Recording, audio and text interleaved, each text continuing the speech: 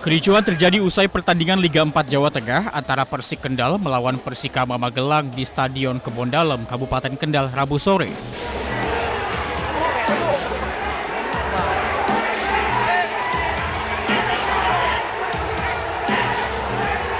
Pendukung yang tidak puas dengan keputusan wasit turun ke lapangan dan mengejar wasit. Petugas pun bertindak tegas dan mengamankan sejumlah supporter. Seorang polisi pun terluka akibat lemparan supporter. Babak akhir kesan yang terberat sebenarnya gol, tapi AW2 itu yang begini. Itu dari supporter mana, Pak? Ya dari supporter Persik Kendal sendiri juga. Komunitas apa, Pak? Bomber ya? Ya ada sebelah timur, sebelah barat, penonton umum. Dalam pertandingan lanjutan Liga 4 Jawa Tengah, tuan rumah Persik Kendal harus tunduk dan kalah 1-2 dari Persikaba Magelang. Dari Kendal, Jawa Tengah, Edi Prayitno, iNews melaporkan.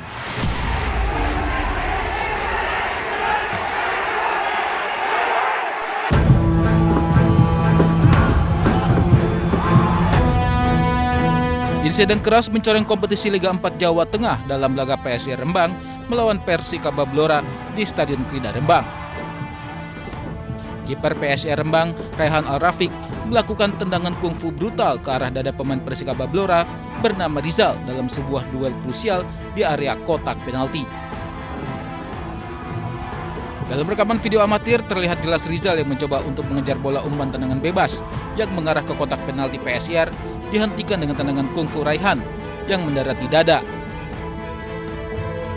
Ironisnya, insiden tersebut tidak dilihat wasit sebagai pelanggaran. Pertandingan sendiri berakhir dengan skor imbang tanpa gol dan membuat Persikaba memastikan tempat di babak 16 besar. Kiper PSIR Rembang, Raihan Al-Rafiq pun meminta maaf atas aksi brutalnya tersebut. Saya dengan kesadaran penuh dan atas nama pribadi saya memohon maaf atas insiden yang menimpa salah satu pemain Persikaba Blora atas nama Rizal Dimas Agesta. Insiden sore tadi murni akibat gerakan refleks saya tanpa ada sedikit pun niatan untuk mencederai saudara kami Rizal. Saya juga minta maaf kepada segenap manajemen dan ofisial Persikaba Blora atas insiden sore tadi. Sebelumnya kejadian serupa juga terjadi di Liga 4 Jawa Timur antara Putrajaya Pasuruan melawan Perseta Tulung Agung.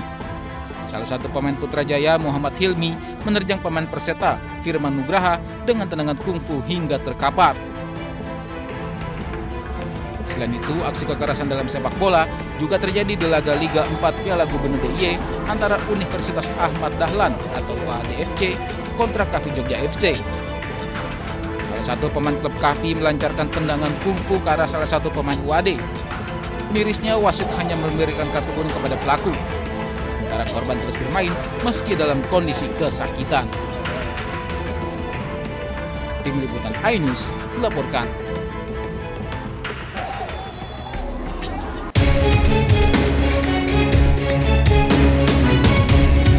Banjir yang merendam wilayah Pekalongan sejak Jumat pekan lalu hingga saat ini belum juga surut.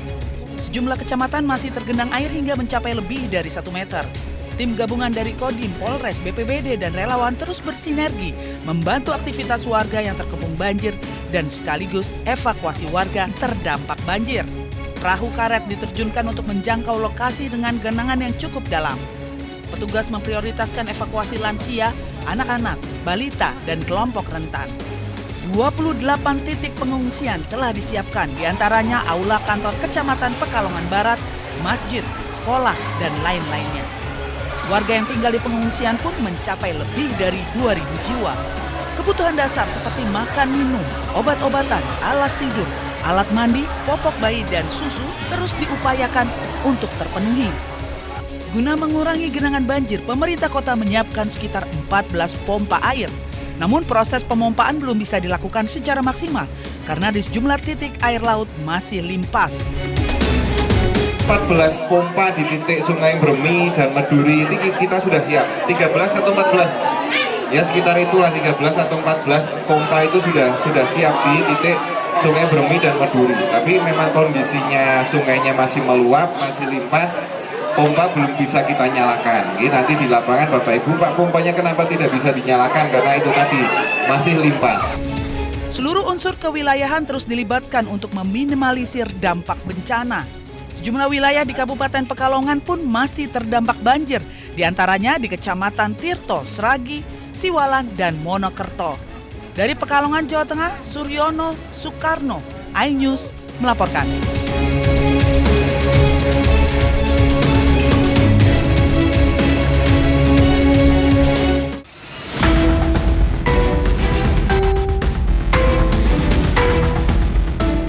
Beginilah kondisi SD Negeri Karangrowo, Kecamatan Jakenan, Kabupaten Pati, Jawa Tengah yang terendam banjir selama hampir 2 pekan.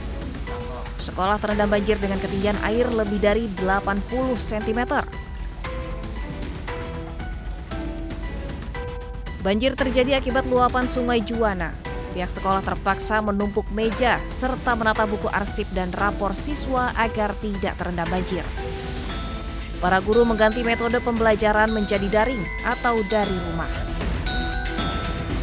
Belajar di rumah ya, pembelajaran daring itu sudah mulai hari Rabu kemarin, tanggal 13. Dan kami upayakan pembelajaran yang anak-anak memungkinkan untuk bisa dilaksanakan dengan mudah dan tidak memberatkan anak-anak. Tak hanya SD Negeri Karangrowo, terdapat 5 SD lain di Jakenan yang sampai saat ini masih terendam banjir. Dari Pati, Jawa Tengah, Vindi Agil, iNews melaporkan.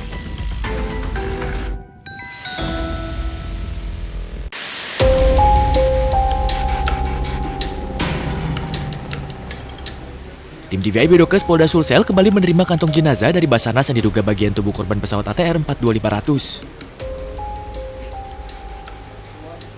Kantong jenazah diserahkan langsung pihak Basarnas ke tim DVI di pos mortem yang berada di Jalan Kumala, Kecamatan Tamalate, Kota Makassar pada Rabu malam.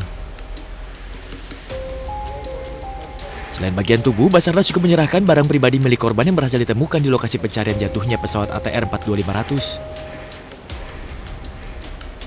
Setelah menerima kantong jenazah dan sejumlah barang pribadi milik korban, tim DVI Bidokes Polda Sulsel kemudian membawanya ke pos mortem untuk dilakukan identifikasi. Dari Makassar, Sulawesi Selatan, Muhammad Nurbone, iNews melaporkan.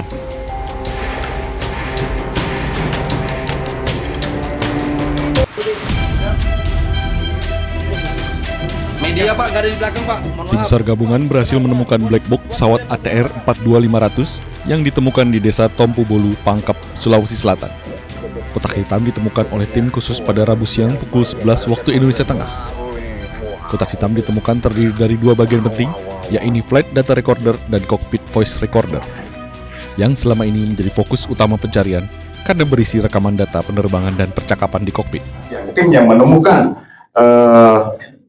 yang menurut saya ini seperti black box itu, dimaksud black box, gitu ya. Pastikan. Nah, ini black box itu yang menemukan adalah tim 700 gabungan dengan Basarnas dan Vertical Rescue dari Tonasa.